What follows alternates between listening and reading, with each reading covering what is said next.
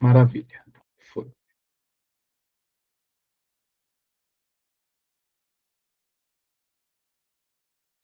Beleza. Então, a aula de hoje, pessoal, eu vejo um pouco como uma continuação, né, um complemento da aula passada, né? Eu acho que elas se combinam bem, tem bastantes pontos de convergência, né? Aliás, antes disso, só para reforçar, aqueles que estão entrando agora, eu deixei aqui, né, na projeção, não só as citações, né, as quais eu vou fazer menção durante a aula, mas também aqui as divisões do texto, tá, da fenomenologia do espírito, desde o comecinho do capítulo 4, né, da consciência de si, passando aí pela dialética do senhor e do escravo. Né? Então, são 7 momentos principais, eu coloquei aí do lado os parágrafos, né? Então, anotem, vou tirar foto e tal. Eu coloquei aqui do lado no chat também, está fixado. Acho que todo mundo consegue ver, tá? Porque depois eu vou descendo o documento para citações, né? Então, bom, a aula de hoje eu vejo um pouco como um complemento da aula passada, né? Falamos um pouquinho do conceito de história universal, né?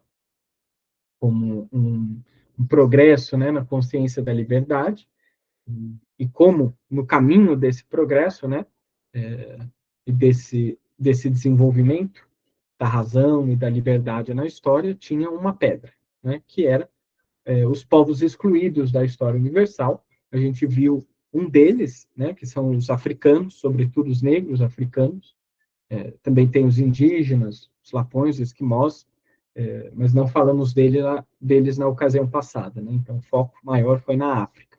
Né? E hoje temos, em parte, uma continuação dessa discussão por meio da dialética do senhor e do escravo. Tá? Então, a gente vai ver um pouco o papel do escravo nessa dialética, né? Que tipo de escravo é esse, se ele se encarna ou não em um determinado regime histórico, social, e quais são as consequências que a gente pode tirar disso. Tá? Então, bom, maravilha. Começando então, né? A ideia é um pouco a seguinte: esse capítulo da fenomenologia do espírito, aqueles que leram devem ter visto que é extremamente denso, né? É uma discussão muito condensada que está lá. Então, eu vou tentar passar pelos pontos principais, né? Por esses 7 momentos principais, explicar um pouco o que acontece de mais importante em cada um deles, tá? Sem poder me deter mesmo nos detalhes, né? E depois, no segundo momento da aula, eu vou passar, então, para a interpretação da Buckmorse, né, que eu tinha pedido para vocês lerem, o texto sobre o Hegel e o Haiti, que levanta um pouco essa hipótese, né, se o Hegel teria em mente, então, o Haiti na exposição dessa sua dialética. Né, e vamos ver um pouco as consequências que ela tira contra o Hegel, né, concordando com ela em muitas coisas, mas também discordando em um ponto ou outro, que eu acho que não fica tão bem desenvolvido. Tá? Então, esse é um pouco o nosso caminho hoje, né? Vamos começar então com a fenomenologia do espírito, falando do comecinho do capítulo da consciência de si. Né? Porque, bom, estamos começando um pouco já no meio do livro, né? Não deu para fazer uma retomada do que veio antes, espero que vocês tenham oportunidade de fazer, eventualmente, né?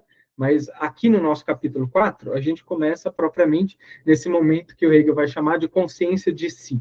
Né? Até então, ele estava falando de uma consciência, né, em abstrato diante de um objeto que lhe era exterior. Né? A particularidade desse momento, o capítulo 4, é que o objeto da consciência se torna ela mesma. Tá? Então, ela tem esse redobramento reflexivo sobre si. O Hegel diz que ela olhou por trás do véu, né, por trás do véu do objeto, e encontrou apenas a si mesma. Né, no desenvolvimento anterior, que era aquele do entendimento. Tá? Então, agora, a consciência toma a si mesmo por objeto, e que digamos, esse é um movimento fundamental para todo o idealismo alemão, não só para o Hegel, tá? Porque o idealismo alemão buscava, para além do Kant, um fundamento seguro, então, a partir do qual a gente pode deduzir, né, como funciona o conhecimento humano, e no caso do Schelling, até mesmo a natureza, a realidade, né? Mas eles estavam buscando um fundamento mais seguro do que aquele encontrado pelo Kant, só que ao mesmo tempo radicalizando o Kant, né? Sobretudo radicalizando a percepção transcendental que a gente encontra no Kant. E qual foi um pouco a solução deles, né? Do Fichte e do jovem Schelling, né?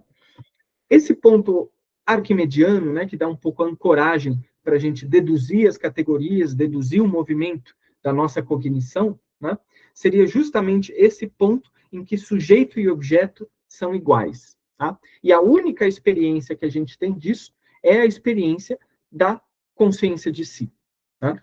Do sujeito, do sujeito-objeto, eles vão dizer, os dois juntos, né? Ou seja, o sujeito que toma a si mesmo como objeto. Vai ser um pouco a ancoragem, né? De todos eles, é de onde o idealismo alemão parte. Tá? Então, não é à toa que esse comecinho, né, esse primeiro momento da consciência de si abstrata, parte disso. Né? É o ponto de partida do idealismo alemão, mais especificamente do Fichte, né? Naquilo que ele vai chamar de eu igual a eu. Tá? É o eu absoluto, o eu que põe a si mesmo. Né? Nesse primeiro momento, ele é igual apenas a si mesmo. Tá? Depois ele vai colocar aquilo que é diferente dele, o não eu. Né? Mas nesse primeiro momento, só temos o eu igual a eu abstrato. E é isso que o Hegel tem em mente aqui, né? Sendo que ele vai falar que a consciência de si é a terra-pátria da verdade. Né? Porque é um pouco esse movimento de que, pela primeira vez, a certeza que a consciência tem de si mesma equivale à verdade de fato do que está acontecendo, né? Do seu objeto. Tá? A certeza e a verdade estão juntas, porque sujeito e objeto estão juntos. Ok? Mas é um movimento meramente abstrato. Tá? Depois, no segundo momento, essa consciência vai se colocar de novo diante de um objeto. Só que sempre lembrando que ela já tem esse redobramento sobre si mesma, ela tem essa negatividade e isso permanece em todos os momentos. Tá? Agora a gente está falando de uma consciência de si e uma consciência de si negativa. Né? Então, no segundo momento, essa consciência de si se defronta com um objeto. Né? Esse primeiro objeto vai ser o mais abstrato possível, que é um ser vivo do rei. Pode ser uma planta, um animal, enfim, né? E que vai ser objeto do desejo dessa consciência. Tá? Então, aqui surge essa categoria fundamental, né, de todo esse capítulo, que é o desejo, Begierde, em alemão. Né? Que é uma primeira forma de interação entre essa consciência de si e os seus objetos. É uma forma de interação ainda simples, né, uma interação negativa, como a gente vai ver, que depois, futuramente, não aparece mais na fenomenologia do espírito. Então, é uma forma inicial, mas que vai se desenvolvendo. Tá? Porque nesse primeiro momento, o desejo é o desejo de consumir aquele objeto que está diante de mim. É um desejo de aniquilação, pura e simples. Né? Podem pensar, por exemplo, na nutrição. Tá? Uma consciência de si abocanha um animal, uma planta, a destrói, a consome e a usa um pouco como o fundo inorgânico, né, para o seu organismo funcionar e se reproduzir. Tá? Então, nesse primeiro momento, o desejo é, de fato, uma coisa animalesca, a gente diria, que não se diferencia, de fato, do que vai ser o desejo propriamente humano. Tá? Já chegaremos lá, já vamos ver essa etapa, né, do desejo propriamente humano e o que o caracteriza. Mas aqui ainda estamos numa perspectiva animalesca, digamos assim. Tá? E, bom, o que o Hegel faz nesse primeiro momento, que é extremamente complicado, aqui eu só vou poder resumir, é uma espécie de filosofia da vida, de dar um pouco quais são as características desse conceito de vida, que é um conceito, ao mesmo tempo, fenomenológico, né, que está aqui na fenomenologia do espírito, mas também lógico, é uma categoria que está na ciência da lógica, é uma categoria que aparece na enciclopédia também, né, ela tem um fundo lógico que a gente não vai poder explorar de fato hoje. O que eu vou dar aqui são as características gerais do que é vida, né, pelo menos como ela aparece na fenomenologia do espírito, mas o ideal seria a gente olhar o segundo volume da enciclopédia, né, o finalzinho do segundo volume, quando ele está falando da natureza, do organismo, porque lá ele se aprofunda um pouco nessa discussão sobre o que é a vida. Né? Mas, bom, eu vou conceituar aqui a vida com vocês como uma espécie muito particular de totalidade, né? Uma espécie de circuito, como Hegel vai dizer. Né? E eu acho que a melhor forma da gente começar é trazer aqui essa citação, que é um pouco o resumo de tudo. Tá? E a partir desse resumo a gente vai reconstruindo o que a vida é e o que a vida não é. Ok? Então, bom, vou ler aqui para vocês essa primeira citação. Esse circuito todo constitui a vida, a qual não é o que de início se enunciou. A continuidade imediata é a solidez de sua essência. Nem é a figura subsistente e o discreto para si essente. nem o puro processo deles, nem ainda o simples enfeixamento desses momentos, mas sim é o todo que se desenvolve, que dissolve seu desenvolvimento e que se conserva simples nesse movimento. Tá? Vejo que é uma passagem complicada, tem muitas negativas aqui, já vamos chegar nelas. Mas vamos começar aqui com um finalzinho, com um positivo. A vida é um todo, é uma espécie de totalidade que se desenvolve. E que tem aquele movimento que eu já comentei com vocês anteriormente, aquele movimento negativo, né? De sair de si mesmo, negar a si mesmo na sua essência, ir em direção ao outro, uma alteridade, e também negar esse outro, e aí então retornar a si, né? Conservando a si mesmo na sua alteridade, depois de ter superado, né, suspenso, enfim, essa alteridade, ok? Então, um pouco esse é o modelo geral de como funciona uma totalidade hegeliana. Né? E o que ele está dizendo aqui é que a vida é esse tipo de totalidade. Porém, uma totalidade ainda imediata, como vamos ver. Tá? Um primeiro tipo de totalidade que aparece aí no caminho da consciência de si e que integra também a consciência de si. Tá? A consciência de si é parte de um movimento vivente, ok? Bom, essa é a parte positiva, né? Vamos então aqui para a parte negativa da definição. Vamos ver o que não é a vida, tá? Então, em primeiro momento, ele diz que ela não é uma continuidade imediata e a solidez de sua essência. Ou seja, ela não é uma identidade vazia, uma pura identidade, como se só tivesse continuidade sem nenhum tipo de descontinuidade, como se fosse uma essência sólida, né, que está ali atrás da aparência. Não é assim que funciona para o rei. A essência sempre se desenvolve, ela se mostra na sua aparência. Tá? E a vida não é, então, uma essência fixa. Ela é movimento, desenvolvimento. Tá?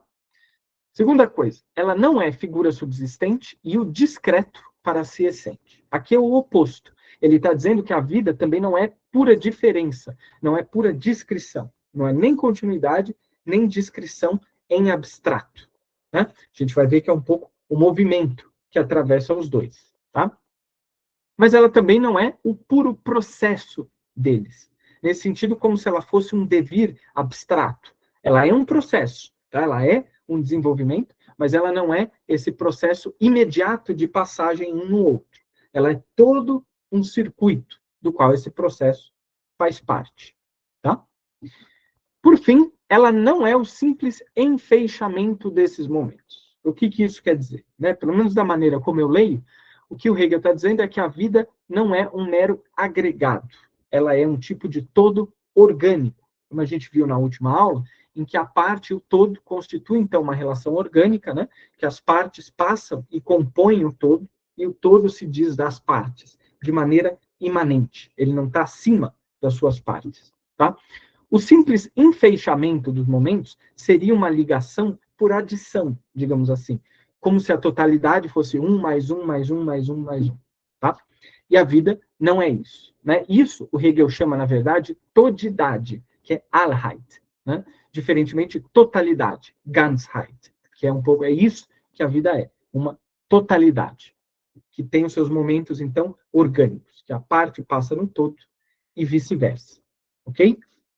Eu sei que é uma explicação complicada, de fato, né? Mas pensem um pouco na vida como uma primeira maneira de articular o universal e o particular. Né? Ou seja, a vida não é aquele universal distante dos particulares, mas ele se afirma dos particulares, do movimento dos particulares, dos seres vivos, das plantas, da filosofia da natureza. O Hegel vai falar até mesmo da geografia, da geologia, do movimento dos astros, enfim. Tudo isso compõe um pouco o que a vida é. Né?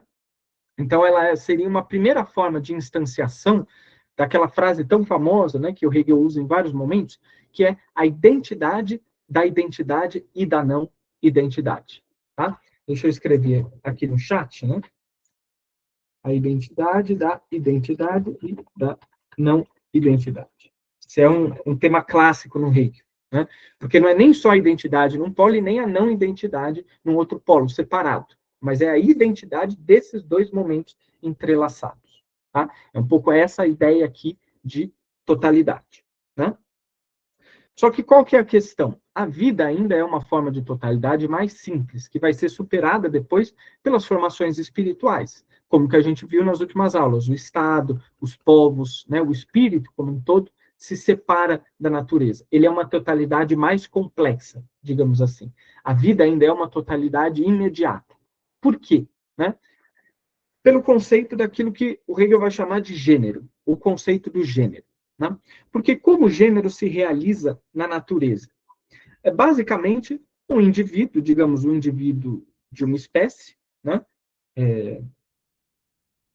Qualquer dizer, um elefante, um leão. Aí o leão, então, morre, né?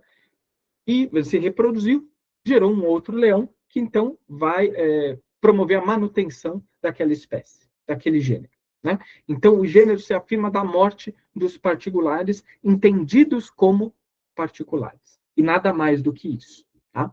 E isso, para o Hegel, ainda é uma maneira simples de instanciar essa relação entre o universal e o particular. Aqui, o universal é só a passagem, a morte, a reprodução do particular. Nas formações espirituais, né, não é simplesmente isso, não é simplesmente a morte de um, mas a relação que todos têm entre si. Né? A realização do gênero passa um pouco por essa interação, por essa intersubjetividade. Tá? E a gente vai ver um pouquinho hoje como isso aparece. Mas essa intersubjetividade não existe propriamente na natureza. Né? Não é assim que os animais interagem entre si. Né? São interações mais simples. Nutrição, consumo, reprodução, enfim. E isso dá origem a um conceito mais simplista de gênero. Tá?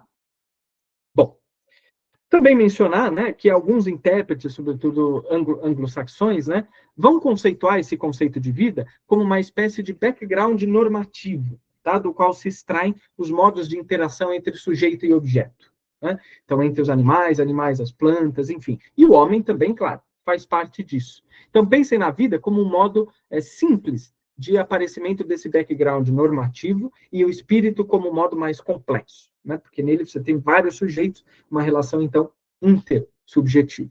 Ok? Bom, então, num primeiro momento, o objeto da consciência de si é esse ser vivo, que só está lá para ser aniquilado, para ser consumido. Né? Mas qual que é o problema? Hegel vai colocar uma espécie de aporia que surge daí. Né? A partir do momento que eu consumo um objeto, que eu destruo ele, eu posso estar saciado instantaneamente, naquele momento específico. Mas depois de um tempo, volta então à vontade, volta então à fome, por exemplo, né? Se pensarmos no caso da nutrição. Né? Então, destruir o objeto não é o suficiente para aplacar, então, para me deixar de fato satisfeito. Então, daí vem um impasse. Esse desejo, na sua forma mais simples, ele é essa negatividade que quer sempre mais. Tá? Sabe um pouco esse estereótipo que existe, né, sobre a tradição dialética, né? Com relação às perguntas, eu atendo depois no finalzinho da aula, tá? Sabe um pouco esse estereótipo da tradição dialética, como se fosse esse tipo de negatividade, que aí nunca se basta, é sempre um vazio, né? Sabe, o desejo como falta, então aí tem um objeto, consumo, e depois quero outro, né? Um pouco um estereótipo que a gente vê. Corresponde a esse momento específico, tá? A essa interação da consciência de si com um objeto animalesco, com um ser vivo, né? Mas isso não corresponde, de fato, ao que o Hegel vai entender pelo desejo propriamente humano, né? A particularidade do que é a consciência de si desejante.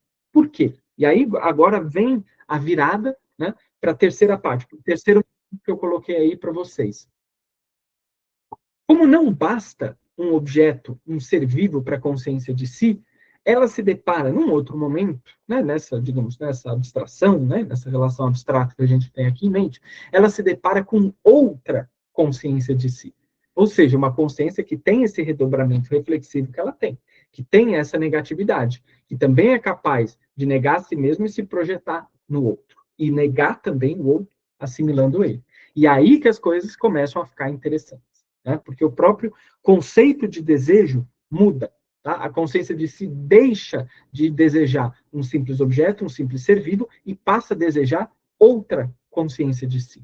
Né? E esse, para o Hegel, pelo menos, né, aqui na fenomenologia, é o conceito propriamente humano, digamos assim, de desejo.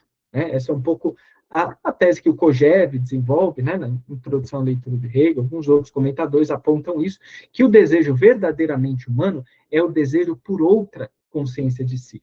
Ou seja, não é o desejo por um objeto, é o desejo do desejo. É um desejo que se refere já a outro desejo, né? É esse encontro de dois desejos.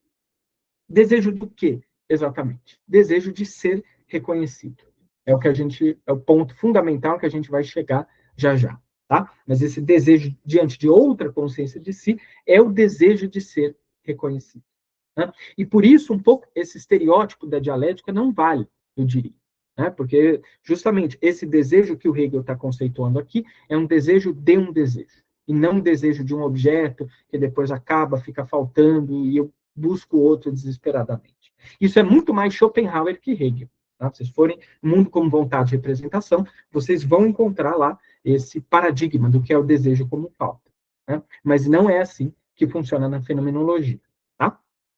Bom, já chegamos no reconhecimento, né? Primeira coisa importante de dizer aqui é que, então, nesse confronto de uma consciência de si com outra consciência de si, surge pela primeira vez para o Hegel o conceito de espírito. Tá? Só que ele vai dizer, é o conceito de espírito para nós que estamos olhando de longe, não é o conceito de espírito ainda para a consciência que está vivenciando aqui. Um pouco é essa distância que vai ser depois reduzida. Né? O espírito, ele tem de vir a ser para a própria consciência, não só para a gente, para nós que estamos olhando de longe. Tá? Mas, bom, de toda forma, já começa, né? Esse espírito, esse Geist, né? Como eu falei, que é essa separação do casulo natural, né? Que está muito ligado à ideia de intersubjetividade, começa a aparecer aqui. Né? E o Hegel vai defini-lo justamente como esse eu que é nós, esse nós que é eu. Tá? Eu e nós, particular e universal. Né? Só que sempre aí já eu, ou seja, consciências de si. Tá? Não só apenas consciência, mas consciência de si junto a outras consciências de si, né? Que vai dar um conceito muito específico de reconhecimento, de liberdade, enfim, a gente falou um pouquinho desse conceito de liberdade na última aula, tá? Bom, esse foi então o terceiro momento, né, do esqueminha que eu tinha passado para vocês. Agora, no quarto momento, nós temos um primeiro confronto entre essas duas consciências de si. Pela primeira vez, uma enxerga a outra. Né? E num primeiro momento, a gente pode dizer que há um certo estranhamento, digamos assim. O que o Hegel vai conceituar, primeiro, é a teoria, né? Um puro conceito de reconhecimento. Aquilo que, digamos assim, deveria acontecer, mas não é exatamente o que acontece. Tá? Mas nesse puro conceito de reconhecimento, o que acontece? Né? Num primeiro momento, há uma espécie de estranhamento e a tendência da consciência de si é se projetar na outra. Né? Porque ela ainda não conhece a outra, digamos, na sua especificidade. Ela imagina que a outra funciona igual a ela. Né? Porque sabe que é uma consciência de si, sabe que ela é negativa e que, portanto, ela tem essa capacidade de negar as suas próprias determinações. Então, há uma projeção, né? Uma projeção de si na outra consciência. Tá? Esse é o primeiro momento, da identificação. O segundo momento é o momento da cisão, da diferenciação, em que a consciência de si começa a ver, então, a sua diferença da outra. Né? Perceber que ela é uma coisa e aquela outra é outra coisa, por mais que elas tenham algo em comum. Tá? Então, o movimento, né, dessa consciência de si vai ser buscar superar a outra e superar também a si mesma, o conceito que ela tem de si mesma. Né? Então, temos aí uma cisão, e depois dessa cisão, o terceiro movimento é um movimento de retorno. Né?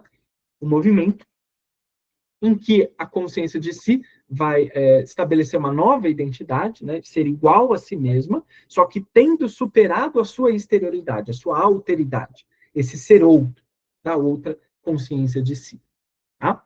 Então, é um pouco o protótipo, né, do movimento da totalidade que eu falei para vocês, né, do sair de si mesmo, negar o outro e retornar a si. É esse circuito. E o que é fundamental para o Hegel é que as duas consciências fazem o mesmo circuito. Elas têm o mesmo movimento negativo. As duas são propriamente totalidades. Né? As duas são sujeitos. Tá? E aqui entra, então, a segunda citação, né, que eu separei aqui para vocês, vou ler agora, que é a seguinte, né? Cada uma é para a outra o meio termo. Se fosse, é o termo médio de um silogismo, né? Cada uma é para outro o meio termo, mediante o qual é consigo mesma mediatizada e concluída. Cada uma é para si, para a outra, essência imediata para si essente. que ao mesmo tempo só é para si através dessa mediação. Elas se reconhecem como reconhecendo-se reciprocamente. Né? Sei que, bom, como sempre, é uma citação difícil, dura, né? Os termos que o Hegel usa são termos técnicos, né? Mas um pouco a ideia é dizer que as duas consciências de si são, ao mesmo tempo, imediatas e imediatas. Tá? Elas são imediatamente algo, né? nesse movimento todo condensado que voltou para si mesmo, mas elas são também mediatamente, ou seja, elas passaram por esse movimento, passaram uma pela outra e depois voltaram. E nesse retorno, elas se reconhecem reciprocamente. Né? Então, essa ideia, o puro conceito de reconhecimento é sempre recíproco, ele tem que ser simétrico dos dois lados. Os dois lados estão fazendo o mesmo movimento de saída de si e de retorno. Né? De tal forma que cada uma nega a si mesma, negando a sua outra. Né? E nessa negação ela afirma a si mesma. Tá? É um pouco esse o paradoxo, o movimento dialético é sempre esse. Eu tenho que negar a mim mesmo já é negar o outro para afirmar a mim mesmo. E afirmar também o outro. Tá? Porque ela está reconhecendo que há ali uma outra consciência de si, diferente dela. Mesmo que ao mesmo tempo parecida, ao mesmo tempo idêntica. Né? Então, vejam, sempre identidade e diferença articuladas. Não são separáveis. Tá? Pois bom, essa é a teoria da coisa. Não é exatamente o que acontece na prática do reconhecimento, quando duas consciências se confrontam. Né? O que o Hegel dá um pouco a entender é que, por mais que a consciência de si perceba que ela está diante de outra consciência de si, o intuito dela, o ímpeto, né, o impulso inicial, é tratar a outra consciência de si como se ela fosse um objeto. Né? Como se ela fosse o mesmo tipo de objeto que antes ela queria aniquilar, devorar. Né? Ou seja, satisfazer matando a outra, destruindo a outra. Esse é o primeiro impulso que ela tem. Né? E isso vai levar, então, a um resultado muito diferente desse puro conceito de reconhecimento. Vai levar a um resultado que é um reconhecimento assimétrico, a gente vai ver. Né? Por quê? Porque aí elas se confrontam e as duas estão dispostas a batalhar. Né? Porque agora não se trata mais de um objeto ali indefeso esperando para ser devorado. As duas são prontas para o combate. E o Hegel vai chamar esse combate justamente de luta de vida e morte. Tá? Então, as duas se engajam nesse confronto. Né? Num primeiro momento, a gente pode até dizer que poderia ter uma vencedora, uma mata a outra. Tá? Mas quando acontece esse resultado, não produz nada de diferente. Né? Porque assim como o objeto anteriormente, se a consciência de si matou a outra consciência de si, isso não a satisfaz, finalmente. Né? Ela está satisfeita por um instante, mas depois aparece outra consciência de si na frente dela. E aí, o que basta, então, para a consciência de si estar satisfeita? É o reconhecimento. Né? Como falamos, ela precisa ser reconhecida. Ela quer se sentir desejada. Ela quer se sentir olhada pela outra que a olha, tal como ela olha a outra. Tá? E para isso não basta o resultado de matar a outra. Né? Ela quer que a outra a reconheça, quer forçar o seu reconhecimento. E tem uma hora nessa batalha, então, que uma ganha e uma perde. Esse é um pouco o resultado. Né? Acaba que uma ganha e outra perde. Uma consciência de si vai ser reconhecida e a outra vai apenas reconhecer. Tá? E um pouco ele narra esse processo da luta de vida ou morte, do arriscar a vida, né? E vai dizer que uma dessas consciências tem medo da morte, no fim. Ela se submete à outra porque ela tem medo de morrer. Ela passa por esse medo primordial e diz: não vale a pena. Eu prefiro me submeter do que perder a vida. Né? E essa vai ser a consciência do escravo, o ser outro. Tá? Do outro lado, temos o Senhor. O Senhor é um ser para si, é um ser independente. Ele é reconhecido. E o escravo, não. O escravo apenas reconhece. Tá? Aqui temos, então, nesse momento, a citação seguinte, né, que é uma citação muito importante, porque aqui o Hegel vai dizer que o indivíduo, né, que não arriscou a vida pode bem ser reconhecido como pessoa, mas não alcançou a verdade desse reconhecimento como uma consciência de si independente. Né? Isso é muito importante, é um tema que a gente não vai poder tratar hoje em detalhes, né? mas porque isso vai um pouco contra uma certa corrente interpretativa que vem muito do Honneth, que pensa a luta do senhor do escravo como culminando no estado jurídico de reconhecimento, né? Ou seja, num estado em que os indivíduos são reconhecidos como pessoas jurídicas, pessoas de direito, personalidades, né? Um pouco a ideia do direito romano é essa, tá?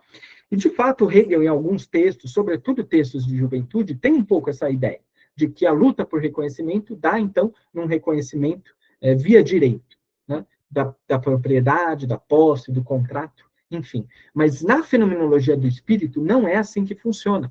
O objetivo, o telos do reconhecimento, não é a pessoa jurídica, é uma consciência de si independente. Ou seja, é uma consciência de si que não passa pela forma do indivíduo possuidor de características jurídicas, ou definido pela sua atribuição, pela sua predicação jurídica.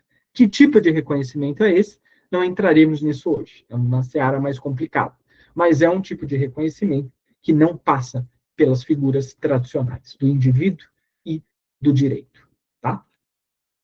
Bom, maravilha.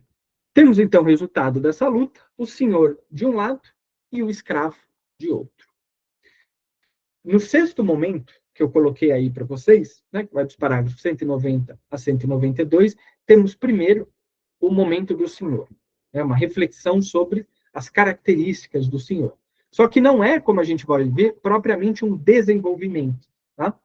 Porque é um pouco essa brincadeira que o Hegel vai fazer. Só o senhor é propriamente reconhecido, a princípio, mas nele não há desenvolvimento interno. O princípio do senhor é estático. O único princípio que, de fato, se movimenta é o do escravo. Tá? E por quê? O que acontece? O senhor é aparentemente independente do escravo. Tá? Porque ele é reconhecido, sem precisar reconhecer, ele é essencial, enquanto o escravo é inessencial. Tá? Então, ele se relaciona com o escravo como se fosse uma coisa mesmo. E ele goza dos frutos do trabalho do escravo, né? Das coisas produzidas pelo escravo. Tá? Só que qual que é o problema? O senhor não produz nada propriamente. Quem produz é o escravo. Então, ele só tem uma relação com a coisa, com o objeto do trabalho, de maneira mediada, via o escravo. Né? Então, na verdade, o que o Hegel vai dizer, essa independência do senhor acaba sendo, na verdade, dependência. Ele depende do escravo, porque sem o escravo, ele não tem o produto do trabalho, ele não tem aquilo que ele quer conseguir, de fato. Né? Então, de independente, ele passa para dependente. O senhor, na verdade, é dependente do escravo. Então, ele não avança no desenvolvimento, ele não tem uma negatividade interna própria. Ele depende do escravo para isso. Tá? Bom, esse é o momento do senhor. O último momento, então, da dialética do senhor e do escravo é o desenvolvimento do escravo. E aqui sim podemos falar de fato de desenvolvimento, porque o escravo vai fazer o movimento oposto do senhor, né? De dependente, inessencial, ele vai passar então para independente. E é ele que vai prosseguir o movimento da fenomenologia do espírito. Tá? Então, todas as próximas categorias dependem dessa figura do escravo trabalhador. Né? E é justamente esse o diferencial do escravo. Ele trabalha. Tá? E já vamos ver as consequências disso. Né? Antes, é importante dizer uma ponderação que o Hegel faz, que o escravo é trabalhador, mas entra aí também, né, um outro diferencial afetivo, digamos assim, que é o fato de que o escravo é o único que teve medo da morte. Né? O senhor não teve medo e se afirmou. Né? Mas aí o Hegel vai dizer, paradoxalmente, esse medo da morte é fundamental para o escravo, porque com esse medo ele sente uma negatividade interior. Né? Ele sente o perigo de dissolução da sua própria vida. Ele entende que a sua essência é essa negatividade, é esse movimento negativo e nada mais do que isso. Então, a questão é a combinação do medo da morte e do trabalho. Porque com o medo ele sente que ele é esse movimento negativo, e com o trabalho, o que o escravo faz? Ele exterioriza essa negatividade dele. Né?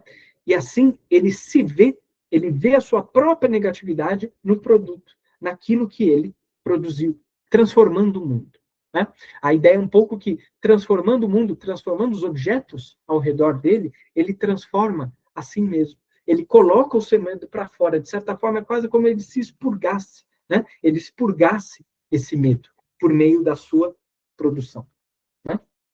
Então, para o Hegel, da fenomenologia, temos o trabalho como uma figura positiva. Tá? O trabalho aqui aparece, de fato, como uma figura positiva que é capaz de formar o escravo. É uma espécie de alienação formadora. Né? Essa alienação, essa exteriorização de si mesmo forma o escravo. Tá? E ele entende melhor o que ele é, e ele entende que ele não precisa do senhor. É aquilo que a gente estava discutindo agora há pouco, fica claro para o próprio escravo. O senhor não faz nada sem mim. Né? Ele depende de mim para ter acesso a esses frutos. Tá? Então, com isso, o escravo se forma a sua consciência. Né? E por isso Hegel vai dizer aqui na nossa próxima citação que, assim, precisamente no trabalho, onde parecia ser apenas um sentido alheio, né, exterior, né, que fremdezinho, exterior, alienante no sentido negativo da coisa, a consciência, mediante esse reencontrar-se de si por si mesma, vem a ser sentido próprio. Né? É como se o escravo, pela primeira vez, tomasse as rédeas da sua vida em mãos. Né? E com isso ele consegue superar também o medo da morte que ele tinha. Esse medo foi fundamental, mas também é superado. É um momento de negatividade, né, que ele deixa para trás, porque ele percebeu agora que essa negatividade produziu algo de positivo. Né? E esse algo é a sua obra, é aquilo que está diante de si. Né? Um objeto, uma terra arada, enfim, pode ser qualquer coisa. Tá? E nisso, então, ele se livra desse medo fundamental que o distinguia do Senhor. Agora ele não tem mais amarras que o prendam ao Senhor. Ele se tornou Senhor de si. Ele se tornou, de fato, independente, enquanto o Senhor é dependente dele. Tá? É um pouco esse o movimento geral, né? que é, aliás, resumido pelo Hippolyte, uma citação aqui simples, né, porém brilhante, que eu acho que dá todo o sentido um pouco desse desenvolvimento. Né? Quando o Hippolyte, na leitura dele, da Fenomenologia do Espírito, diz que o Senhor revela-se em sua verdade como o escravo do escravo, e o escravo como senhor do Senhor. Né? Um pouco essa passagem que se deu aqui. O escravo se tornou senhor e o senhor se tornou escravo. As coisas se inverteram. Né? E a partir dessa inversão, então, seguem-se as outras categorias, as outras formações da consciência na fenomenologia do espírito. Tá? O processo de sair da escravidão não é tão simples. Né? Digo para vocês que depois aqui da dialética do senhor do escravo, vem a figura do estoicismo romano, né? Em que ele só se libertou da escravidão apenas no pensamento, internamente, mas não na realidade. Né?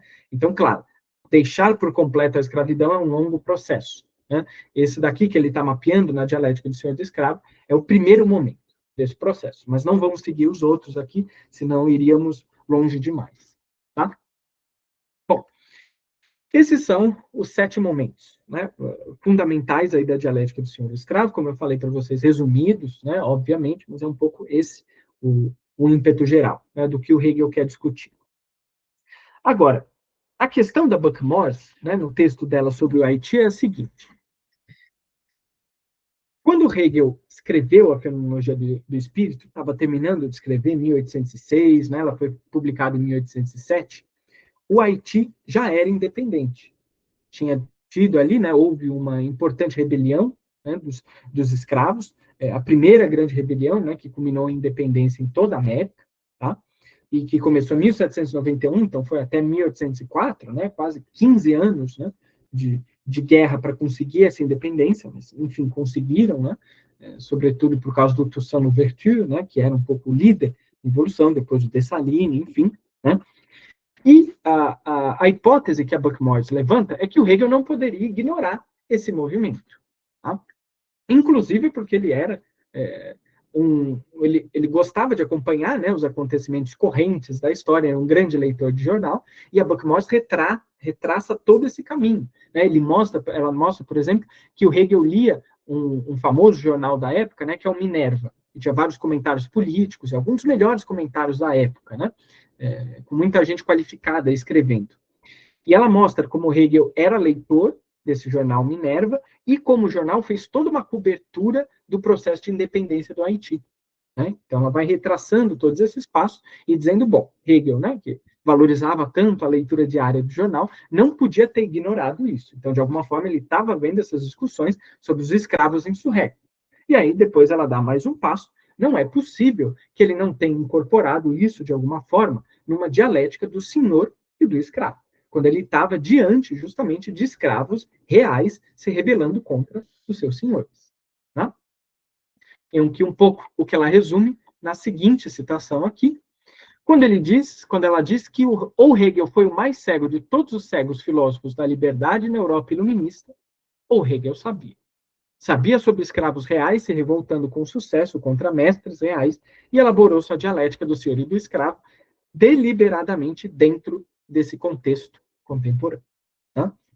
Então, ela fala que há uma relação direta entre os dois. Né? E eu acho que a argumentação aqui dela é muito boa, né, no sentido de mostrar que é muito improvável que o Hegel não tivesse isso em mente.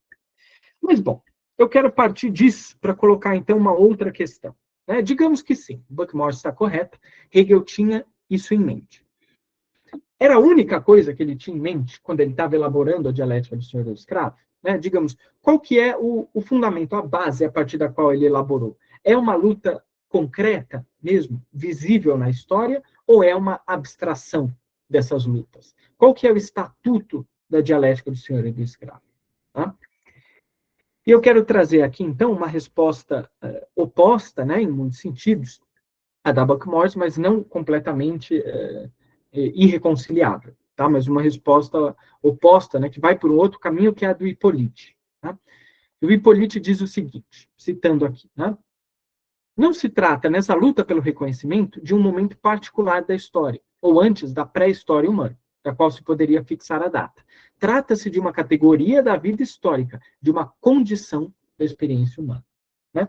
Então vejam que aqui ele está dando uma resposta muito mais genérica, como que dizendo, né, a situação descrita pela dialética do senhor e do escravo é uma abstração. É uma categoria da vida histórica, sim, né? Então não é que seja supra-histórica, por exemplo, mas é uma condição da experiência humana em geral. Ele não tem nada específico em mente.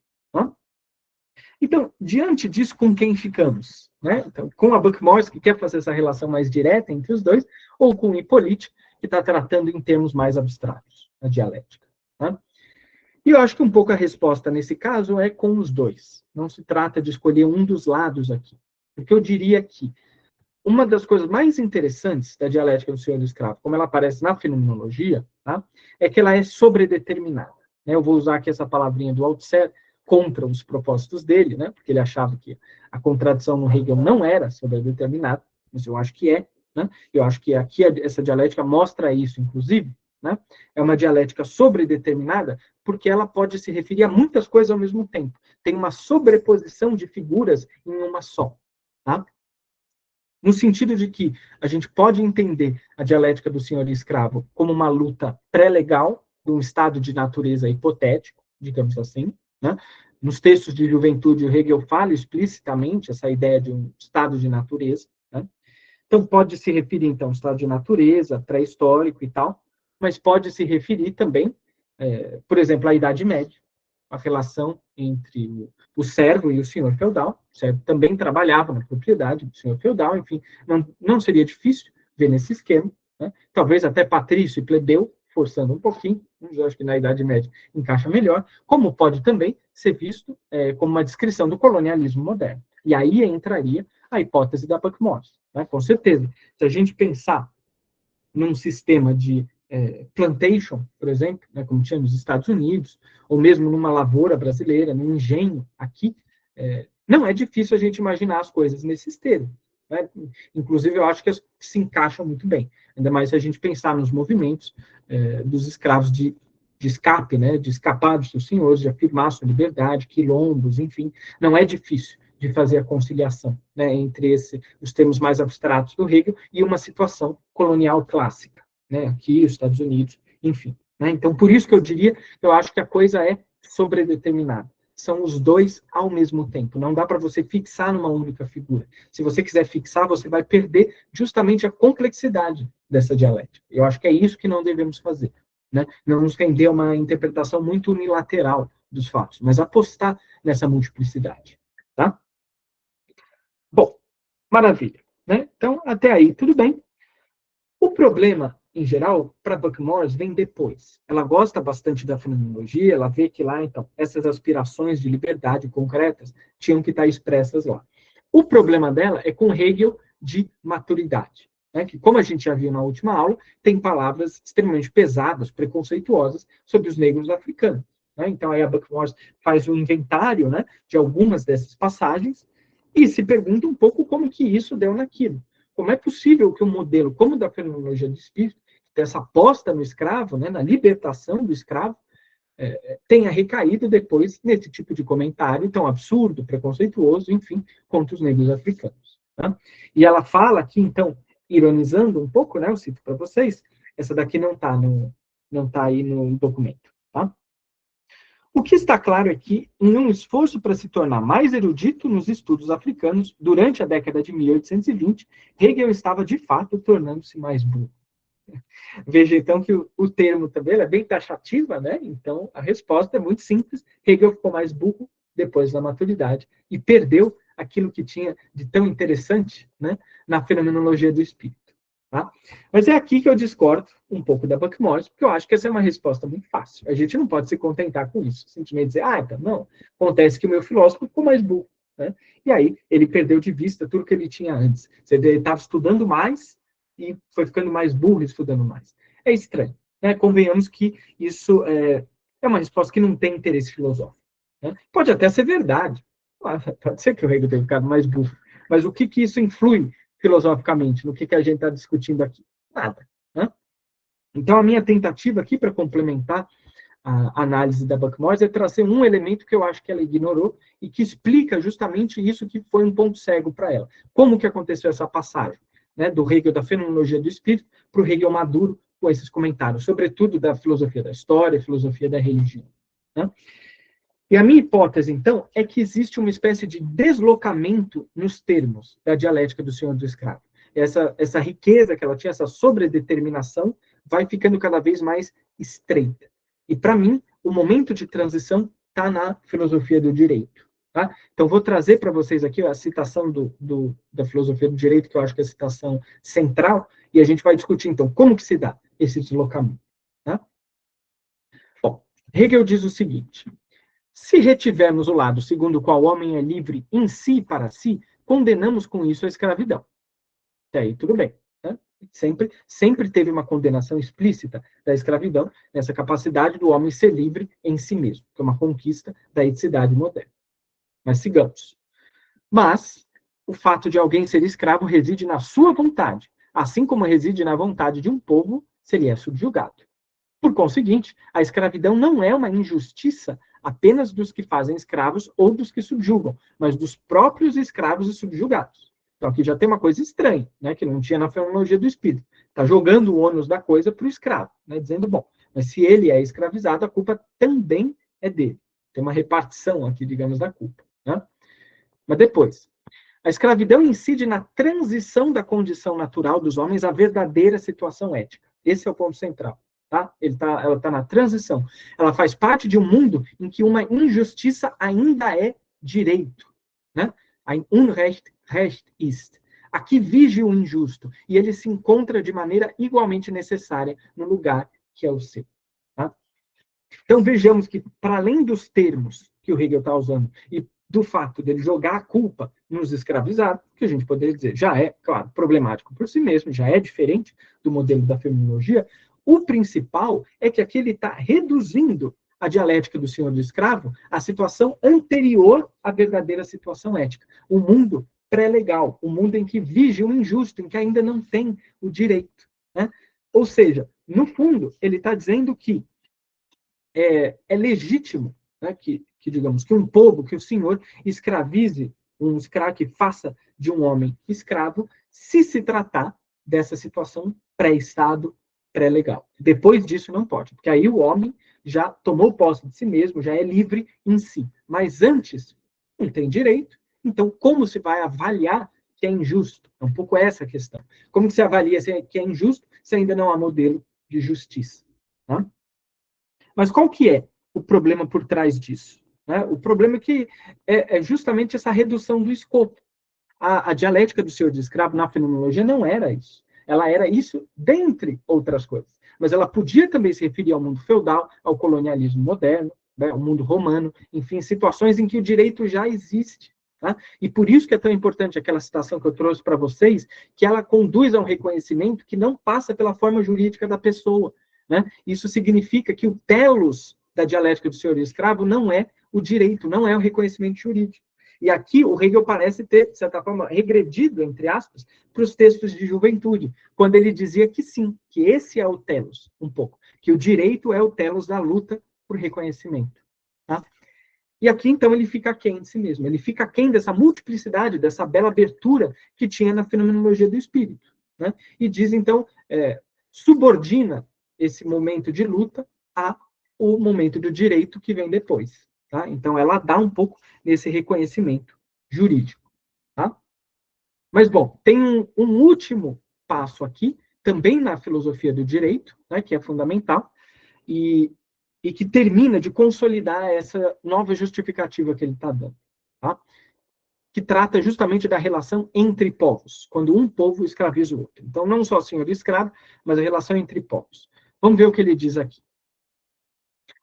A partir da mesma determinação, acontece que as nações civilizadas consideram e tratam outras nações que lhes estão atrás nos momentos substanciais do Estado.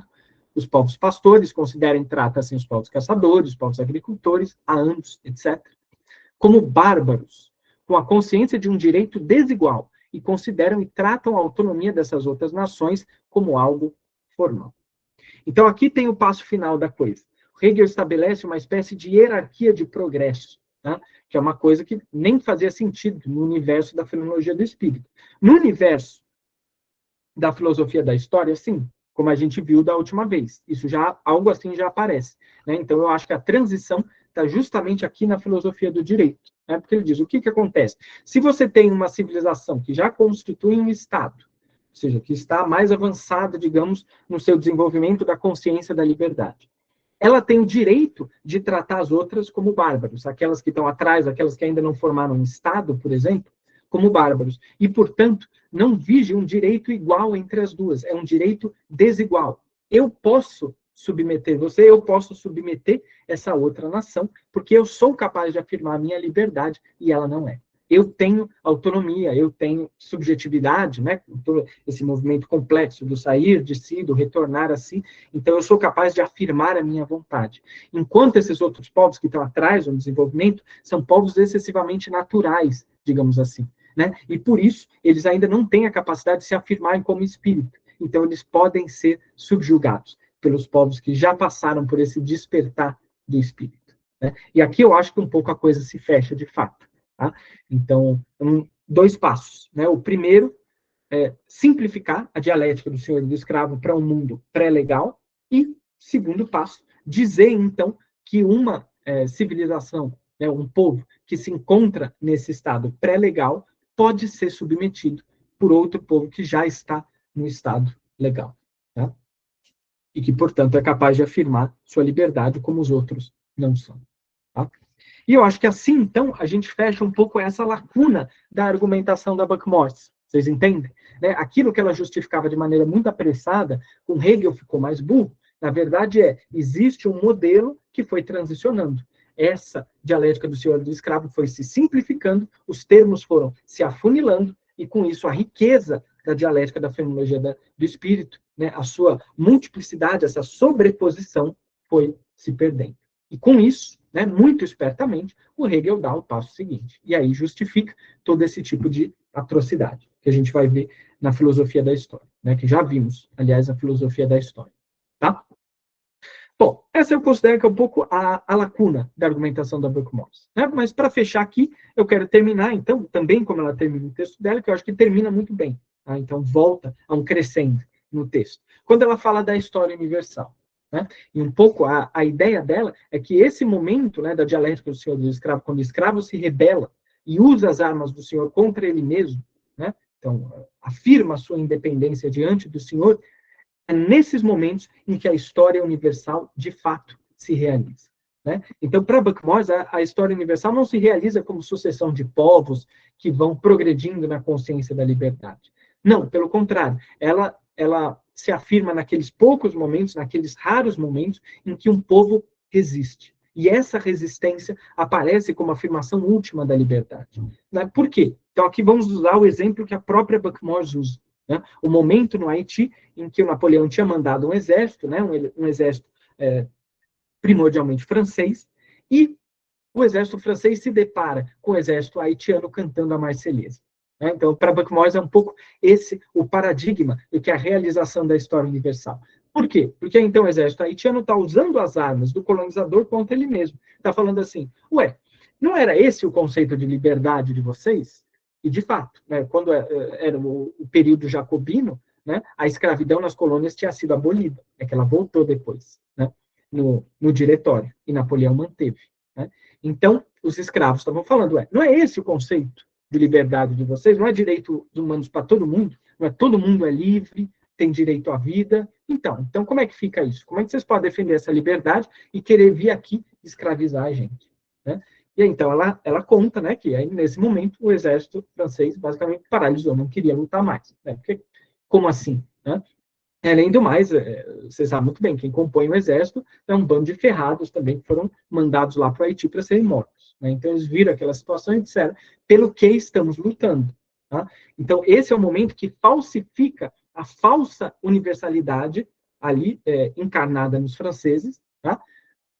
Mas afirmando a verdadeira universalidade que também veio do ideal francês. Né? Então, essa é a beleza da coisa. Aquela universalidade é falsa e verdadeira ao mesmo tempo. Tá? Ela é falsa enquanto ela promete algo que ela não entrega. Ela promete que é para todo mundo, é direitos humanos para todo mundo, e não entrega isso. E continua separando as pessoas, naqueles que são dignos de ter esse direito, em escravos. Mas ela é verdadeira enquanto promessa. Enquanto promessa, é verdadeira. Só que o que a Buckmore fala? Essa promessa não pode ser realizada pelo europeu, ou pelo menos não foi realizada pelo europeu. O europeu fez a promessa. Quem realizou foram os escravos, naquele momento, cantando a Marselhesa. Né? Essa é um pouco a beleza da coisa. Tá? E que ela faz apelo, então, a esse conceito que já discutimos, né, de universal concreto. Tá? Então, aquele universal, as partes que se colocam contra o todo e obrigam o todo a se reformular. Né? Porque esse todo se tornou demasiado enrijecido, abstrato e até autoritário. Né? Então, a parte, né, o escravo, obriga o todo, esse conceito universalista de liberdade, a se transformar para poder, de fato, se realizar e valer para todo mundo, e não só para alguns. Né? E a Buckmore tem uma frase muito bonita a respeito, né? Quando ela diz que a humanidade universal, né, verdadeiramente universal, é visível nas bordas, e apenas nas bordas. É aí que está o universal concreto. Não como Hegel pensou, numa grande sucessão de povos em direção da liberdade, mas nas bordas desse processo. Né? Nas bordas que se voltam contra a violência colonial e todo outro tipo de violência de controle. Tá? Bom, uma coisa importante, né, a comentar, para dar um fechamento para essa discussão, é que a Buckmore também, muito bem, não tenta traçar no final do texto dela uma oposição simplista entre, digamos, uma episteme europeia, de um lado, e uma episteme revoltosa, escrava, de outro, decolonial, ou algo do tipo. Ela não trabalha com esse tipo de dualismo. Ela tenta buscar a tensão interior dos dois. Né? Então, vimos já essa tensão no interior do conceito de liberdade, né? Ali, europeu, francês, né? Da Revolução Francesa, vindo da Revolução Francesa, mas a Buckmore também ela vai mapeando depois os desvios, as dificuldades da Revolução Haitiana, sobretudo depois da morte do Toussaint Louverture e também do Dessalines, né? Que depois, então, o país se divide em dois, né? E muitas vezes, né, o processo pós-revolucionário, os governantes passam a reproduzir dinâmicas extremamente exploradoras e opressoras de trabalho, tal como acontecia com eles anteriormente. né? Então, muitas vezes, ela vai falar que o colonizado reproduz dinâmicas do colonizador também, não há nenhuma garantia. Tá? Essa realização do universal concreto é naquele momento específico, naquele momento em que a Marselhesa era cantada. Mas esse universal concreto é frágil, não tem garantia que ele vai se afirmar. Né? E, pelo contrário, a história do Haiti mostra que, infelizmente, não deu certo. Virou uma sociedade extremamente militarizada, depois de uma monarquia militarizada, que reproduziu muitos dos mesmos tipos de violência coloniais do que veio antes. Sem falar na interferência das potências estrangeiras, evidentemente. Né? Mas esse fracasso não tira a força do que foi essa realização. Tá? E por isso, né, tem duas frases aqui da Buckmore, então eu quero finalizar com elas, né? Eu depois vou falar um pouquinho do Adorno, né? Mas o raciocínio da Buckmore, para finalizar com essas duas frases. Ela diz assim, a história não trata apenas da virtude do Haiti e do pecado da Europa. Há um lado mais sombrio no interior de ambas as experiências da modernidade. As duas experiências são contraditórias. Né? E por quê? Aí ela diz depois, só uma história distorcida é moralmente pura. Tá? Então, ela não quer usar esse caso do Haiti e dos escravos revoltosos como um polo moral inabalável contra a falsa universalidade do colonialismo europeu. Ela não trabalha com esse tipo de dualismo muito simplista, que é ir além desse dualismo. Tá? Que é um pouco nessas discussões recentes, né? Problema da teoria decolonial e tal, isso é uma coisa que o Safatli fala, eu concordo bastante, eu acho que está no espírito do que a Buckmore fala. Né? O problema é você querer estabelecer dualismos enrijecidos. Né? Ou seja, como se a universalidade europeia fosse sempre falsa, como se a modernidade europeia fosse sempre, se resumisse a esse lado violento colonial. Tá? Sendo que a episteme europeia sempre foi contraditória. Né? Assim como qualquer outra episteme que você movimente contra ela, também será igualmente contraditória. Os bons teóricos da colonialidade sempre perceberam isso, como o Fanon. Né? O Fanon sempre percebeu a fragilidade da coisa, né? Como o fato do ser colonizado não imuniza o colonizado de reproduzir as dinâmicas de violência do colonizador. Tá? Então, trabalhar com esses modelos dualistas não faz sentido. Né? As duas são contraditórias. Né? Então, a liberdade aqui, essa liberdade vinda da Revolução Francesa, né, conceitualizada pela Revolução Francesa, é ao mesmo tempo afirmada e negada. Né? Ou é negada de forma determinada, né? No sentido de que ela promete algo que ela não entrega. Tá? E a realização dela vai exigir uma espécie de infidelidade. Ela vai se realizar, mas não onde os franceses achavam que ela se realizaria. Ela se realiza sempre nas bordas. Tá? Bom, isso fecha um pouco o argumento geral da Buckmore, e eu queria, então, finalizar com uma citação do Adorno, que eu acho que fecha bem essa nossa discussão sobre história universal. Então, indo além, tá, só da discussão de hoje, eu acho que essa discussão essa citação do Adorno liga bem com o que discutimos na última aula. Tá? Então, vamos ler aqui. Não há nenhuma história universal que conduza do selvagem à humanidade. Um pouco a aposta do Hegel, em certo sentido. Não é exatamente isso, mas tem algo da aposta do Hegel aqui. Mas há certamente uma que conduz da tiradeira até a bomba atômica. Essa história termina com a ameaça total da humanidade organizada contra os homens organizados. Na suma conceitual da descontinuidade. Por meio daí, Hegel é verificado até o horror e colocado de cabeça para baixo. Seria preciso definir o espírito do mundo, objeto digno de definição, como catástrofe permanente. Então, aqui, um pouco, o que o Adorno está chamando a atenção é que o Hegel estava ao mesmo tempo certo e errado. Né? Se ele estava certo, ele tem que ser invertido. Né? Como nós falamos da liberdade, o Hegel também tem que ser invertido. Essa história universal que ele tenta construir, nunca existiu. Tá? Que leve, de fato, a uma consciência mais aguda da liberdade. Né? Essa história universal nunca existiu, do selvagem à humanidade. Mas, do ponto de vista técnico, sim. É uma particularidade do objeto técnico que não corresponde à particularidade do desenvolvimento dos povos humanos. Tá? Então, sim, da atiradeira até a bomba atômica tem uma continuidade. Ele vai falar da racionalidade instrumental, né, toda a questão da ciência moderna, enfim. Há aí uma continuidade que não existe nessa entre os povos. né? E eu acho que a Buckmore soube captar muito esse espírito adorniano, né? Quando ela fala que a universalidade concreta, né, essa história universal, ela se realiza nas bordas, não no centro, onde o Hegel pensou, mas apenas nas bordas. Ok? Bom, é um pouquinho isso que eu tinha, então, a apresentar a vocês, né? Temos ainda um bom tempinho, temos 45 minutos para discussão, tá? Então, sintam-se à vontade, né? Quem quiser fazer perguntas aqui pelo chat ou levantar a mão, sinta-se à vontade, que ainda temos bastante tempo, tá bom?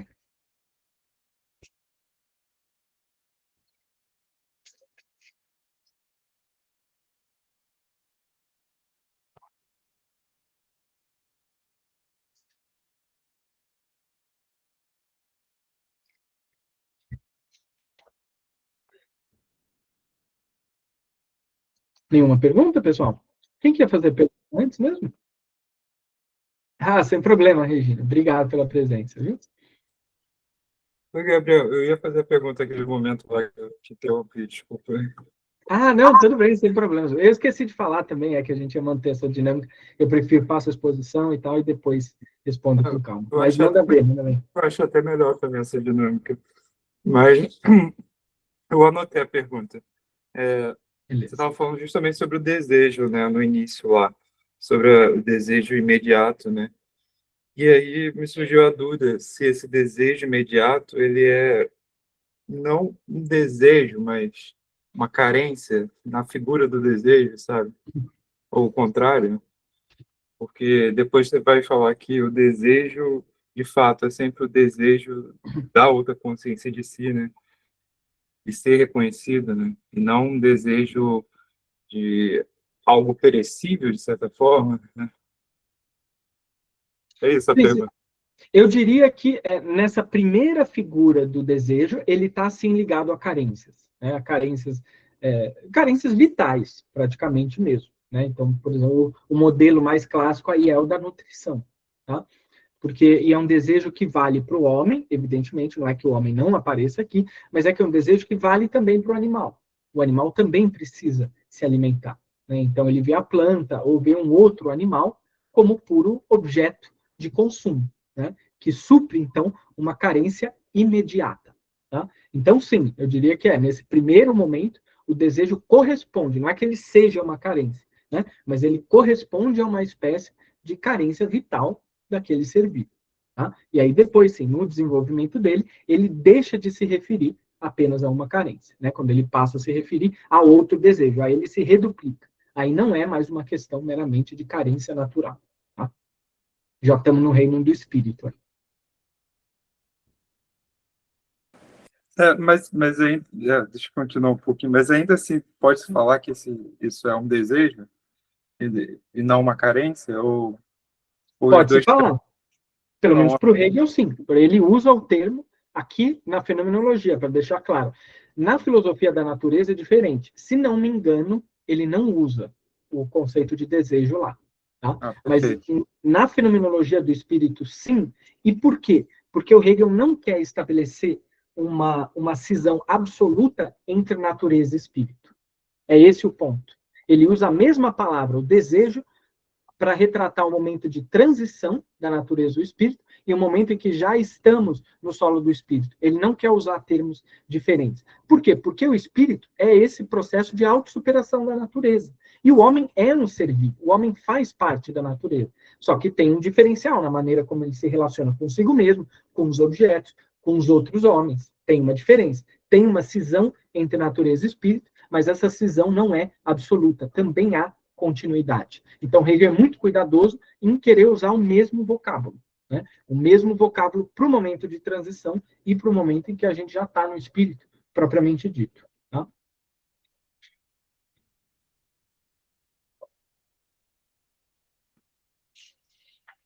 Mais alguma questão, pessoal? Fiquem à vontade aí para escrever, levantar a mão. Não? Pensem aí se tem alguma questão.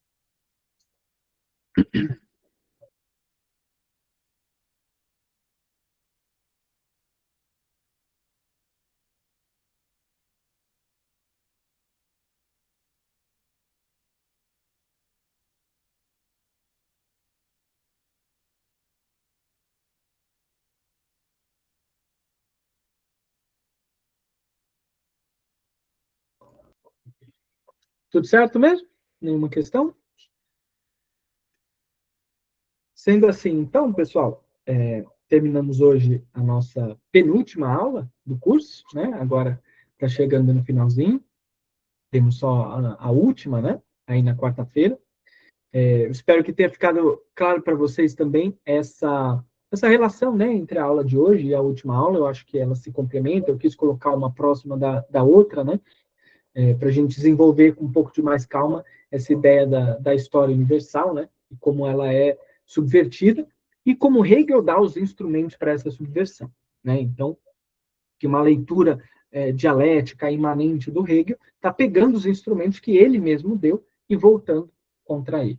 Tá? Que eu acho que os nossos dois autores aqui, guias, né, o Bernasconi e a Buckmorse, os dois fazem isso. O Adorno também.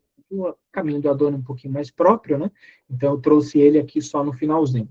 Tá?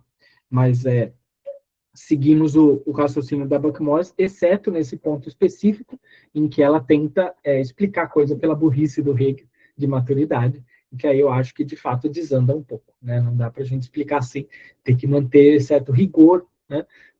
Na análise dos textos, né? E do espírito da obra do nosso autor. Não basta responder de maneira tão simples assim. Né? Mas, fora isso, acho que a argumentação dela é excepcional, cristalina, né? E mostra muito bem esse tipo de torção. Tá bom? Então, bom, a ideia, então, do nosso último encontro, né, aí na quarta-feira, vai ser fazer uma espécie de balanço, né, em que pega um pouco a, a, o fundamental, né, por trás da dialética hegeliana para contrastar com a dialética marxista. Né? Então, é claro, é só uma aula, eu não quero dar uma aula de Marx explicando como é a dialética no Marx, né, em detalhes, ou indo nos textos dele, né, tanto que eu pedi para vocês lerem aí um texto do Grespan, que faz um pouco o resumo da discussão, e não textos específicos do Marx, não é essa a ideia. Né? O que eu vou tentar focar é onde está a diferença entre as duas dialéticas. Tá? Então, o foco é precisamente o que diferencia as duas. Porque essa foi um pouco uma pedra no sapato de muitos comentadores, historicamente, décadas e tal, né? Isso foi uma pedra do sapato, é muito difícil de localizar, né? Porque teve um primeiro momento em que se apelava para coisas mais simplistas, né? A ideia de que materialismo do mais, é o materialismo frente ao idealismo. Então, para Marx, as coisas começam na história, na sociedade, né, na matéria, enquanto no Hegel começa nas ideias, na forma, enfim.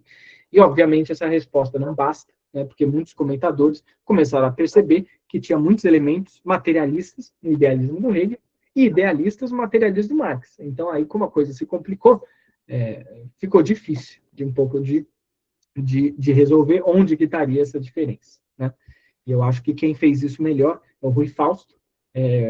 Então, eu deixei lá como extra também, né, uma sugestão de leitura do livro póstumo dele, né, mas o texto do Lebrun também, do Grespan, também é excelente, e ele reconstitui muitas das coisas fundamentais ali do que eu vou falar. Tá? Então, vai ser um pouco um fechamento através dessa questão. Né? O que constitui uma dialética idealista e materialista, sem apelar aos estereótipos mais comuns, né, dos dois lados. Tá bom? Então, bom, se ninguém tiver mais uma pergunta por hoje, ficamos por aqui, tá? Agradeço muito a presença de vocês, né? Que bom, Jefferson, que deixei pensativo, é essa a ideia mesmo, né? Meditem, né? Quem tiver dúvidas, anotem, tragam na próxima aula, sem problemas, antes da gente começar, tá bom? E aí, então, retornamos na quarta-feira, às 7 horas, como sempre, né? Vamos seguir aqui no mesmo link, e a partir das 6h30 eu estou por aqui, tá bom? Então, muito obrigado a todos e até quarta. Boa noite. Gabriel, você vai fazer meio que uma chamada, assim, tipo, os nomes que estão... Ah, não, então, o que eu tinha explicado. Eu estou com uma extensão aqui do Chrome que pega automaticamente os nomes, tá? Então, Perfeito. não precisa de chamada. Logo que eu encerro aqui, eu já abro e já baixo o documento e já vem todos que estavam presentes. Aí é só comparar com a lista inicial. Então, felizmente, isso nos poupa bastante tempo. Tá bom? Beleza, boa noite, então. Até amanhã e bom descanso. Maravilha. Valeu, gente. Até quarta, então. Tchau, tchau. Boa noite a